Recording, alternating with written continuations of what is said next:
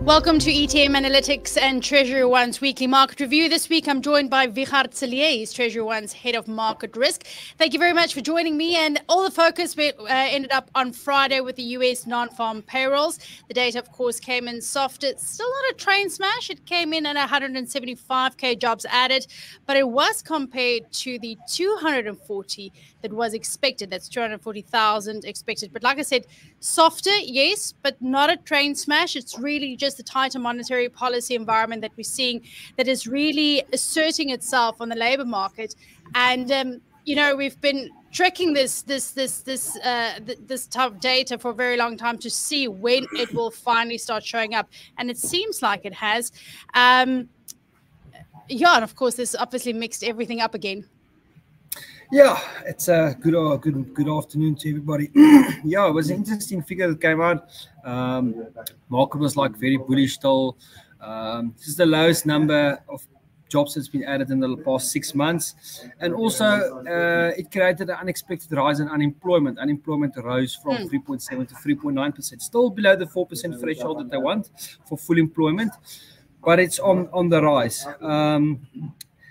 It prompted people to look at the economy a little bit differently now, on this form for payroll numbers.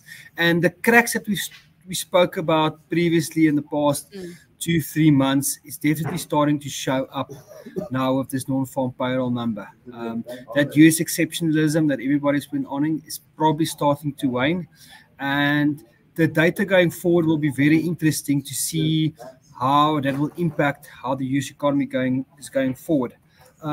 Like I said, still not a train smash. It's still not negative. It's still not declining in jobs. Wage growth was flat. Unemployment, like I said, was up again. But yeah, so it's interesting to see that how it will continue from here. Yeah, like I said, it's really just the beginning of the cracks that we have waiting now for I think for more than a year now to start seeing popping up.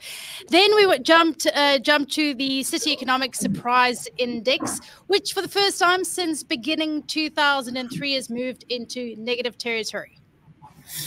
Yeah, so this is a little index that Citibank puts together sort of on a daily basis just to see how the US economy is shaping up. And like we just said, it's now turned negative after the US non-farm payroll numbers, the first time since January 2023. And everybody's been talking about cracks in the US economy starting to show up, and the economy needs to start negative, but it hasn't happened. Now, for the first time, this index that Citi puts together is sort of saying, hey, there's problems on the rise. All is not well. Even we've spoken about the 2-year and the 10-year yield curve that's inverted. That shows there must be a crack. Other thing that's also interesting is Berkshire Hathaway is sitting on the biggest pile of cash that's sitting in the history. And Warren Buffett said out, in current economic conditions, why not sit on cash and just earn the yield? So there's a lot of indicators now, and we've been advocating it for a while. I think we've been wrong for a while, but it's and I say even a broken clock can be right twice. But definitely this cracks that we've spoken about previously is definitely starting to show, and it will put pressure on the US economy going forward and the rest of the world. I don't think we were wrong in calling it. I think our timing was we didn't expect it to take so long to start showing up. I think we were all kind of calling it. it's all about the timing, but like I said, it's been inevitable. It's just the rest of the world just can't be under pressure, and the US just continues one direction. It's sort of that crocodile's teeth that opens up. The discrepancy and the widening is just too big. So somewhere something in the US also needs to give. And obviously the softer data out of the jobs market, and you take something like the surprise index, and we see the pressure piling on the Fed to start turning more dovish in their stance. Feels like I'll put it this way: another week, another rate cut expectation shakeup, because that's how it feels to me right now. It feels like we're changing this. The Fed Fund futures changing every week, where we have our first rate cut now priced in for September, but the December rate cut expectations upped a lot on the back of the US jobs data from Friday. Yeah, that stems after the Federal Reserve announced an interest rate cut on Wednesday as well, keeping their stance. And then Jerome Powell came out and said, we're going to be higher for longer. We're not expecting our next move to be a hike, but we're not expecting to cut anytime soon. So then the market sort of priced, we're not going to have cuts in 2024. Although beforehand they priced November cut, after Wednesday no cut for the year. Then all of a sudden the non-farm payroll prints a little bit worse, and all of a sudden September is now back on the cards, and even September and November, 2 cuts for the year is also on the cards. So it's just 7 cuts in the beginning of the year to no cuts, back to 2 cuts. It's a roller coaster. It's like the interest rate plays is like the emerging market currencies at the moment. It's a roller coaster. The one day it's up, the one day it's down. So it will still, again, it will be all data dependent. We've got 8 Fed speakers this week speaking about having speeches about what's going to happen in the US economy. So it'll be interesting to hear what they say about as well. Bostic, it's always been a hawk. He's speaking this week, so we'll see if he dials back on just keeping higher for longer, or he prices in a cut this year. But yeah, for now, it's all. We'll need to see when they eventually push the button to see, to be right, if the cut's going to be September or is it going to be November. But again, data is critical at the moment for the US. Yeah, it feels like markets are kind of on tenterhooks, and we get almost a disproportionate reaction to the slightest move, or slightly softer data has this massive impact at the moment, and just shows you how on a knife's edge I think markets really are on the situation and inflation and the possible rate cuts. So I don't know how long the tension is still going to last, but it might still be with us for a while.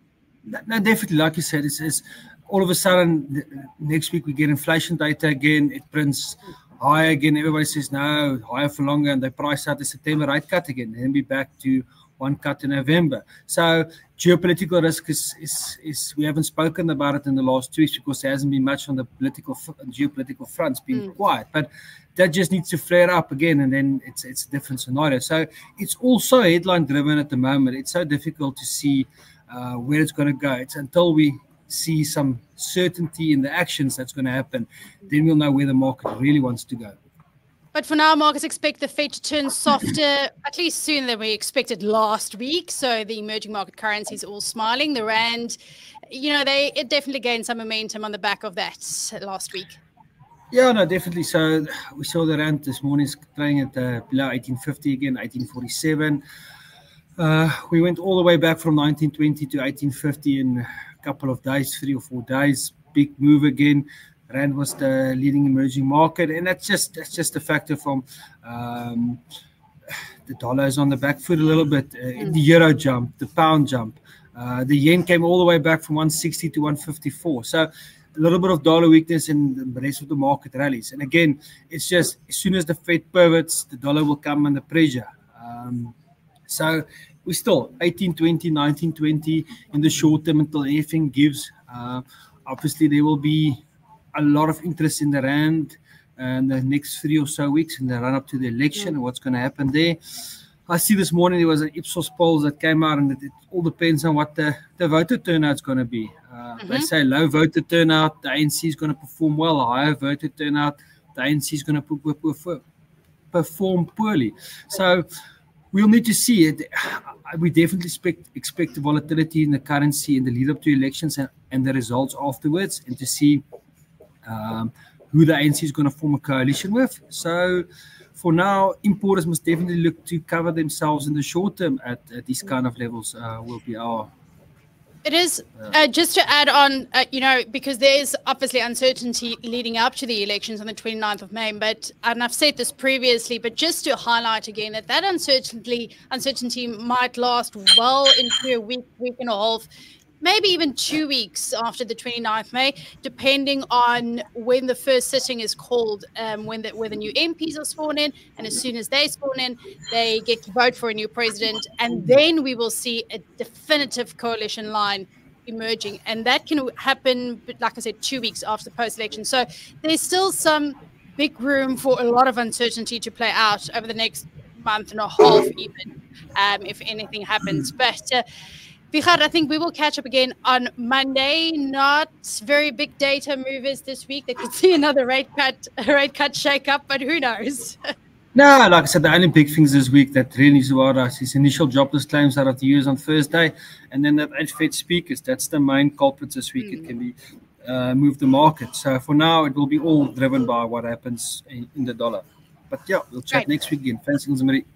Thanks, Vichard. Cheers.